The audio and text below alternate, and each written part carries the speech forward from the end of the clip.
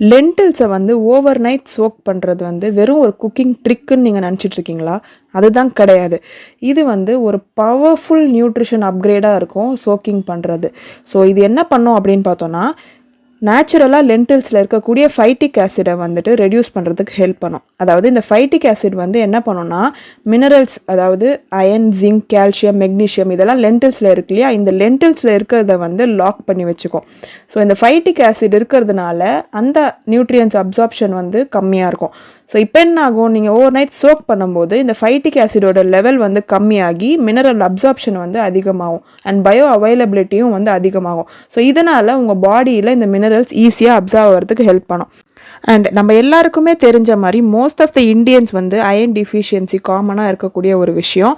So இந்த over night soaking மூலியமாக வந்துட்டு அயன் அப்சார்ப்ஷனை வந்து இன்க்ரீஸ் பண்ண முடியும். அண்ட் இது வந்து மோஸ்ட்டாக நான் ஹீம் அயனாக இருக்கும், அதாவது plant based iron. So better வந்துட்டு விட்டமின் சி ஃபுட் கூட வந்து கம்பைன் பண்ணி சாப்பிட்றது இன்னுமே கொஞ்சம் பெட்டர் அப்சார்ப்ஷன் வந்து இருக்கும்.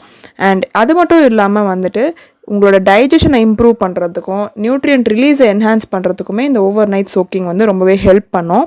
அண்ட் மோஸ்ட் காமனாக எல்லாருக்கும் தெரிஞ்ச மாதிரி கேஸ் அண்ட் ப்ளோட்டிங்கை வந்து ரெடியூஸ் பண்ணுறதுக்கு இந்த லென்டில்ஸ் வந்து ஓவர் நைட் சோக் பண்ணுறது மூலியமாக வந்து இதை கம்மி பண்ண முடியும்.